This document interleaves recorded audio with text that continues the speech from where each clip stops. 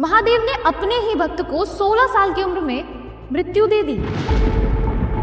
ऋषि मृकांडू और उनकी पत्नी मरुदमती भोलेनाथ के बहुत बड़े भक्त थे, पर उनके जीवन की एक ही दुविधा थी कि उनके पास कोई संतान नहीं थी, जिसके लिए उन्होंने शिव जी की बहुत आराधना की और उनकी असीम कृपा भी पाई। जिसके बाद शिव जी ने उनके सामने दो विकल्प रखे कि पहला तो आपको एक बहुत ही ज्ञानवान पुत्र मिलेगा, लेकिन उसकी अल्पायु होगी, यानी सिर्फ 16 साल की उम्र होगी। लेकिन दूसरा, आपको एक दीर्घायु पुत्र मिल सकता है, पर वो बहुत ही मूर्ख होगा। तो ऋषि ने छूटते ही कहा कि भले ही अल्पायु दे दीजिए, पर एक ज्ञानवान पुत्र ही हमें चाहिए।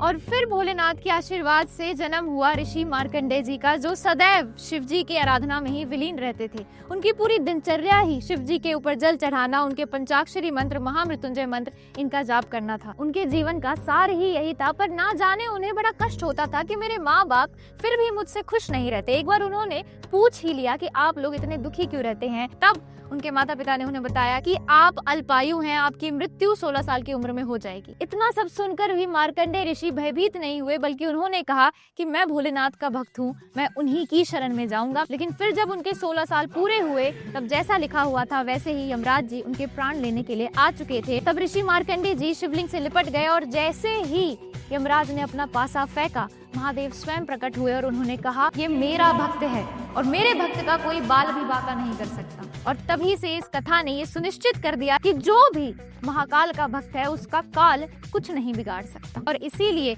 जब भी किसी की अकाल मृत्यु या अल्पायु के योग होते हैं, उन्हें केवल एक ही उपाय दिया जाता है, वो है महामृत्युंजय के जाप का। जय महाकाल।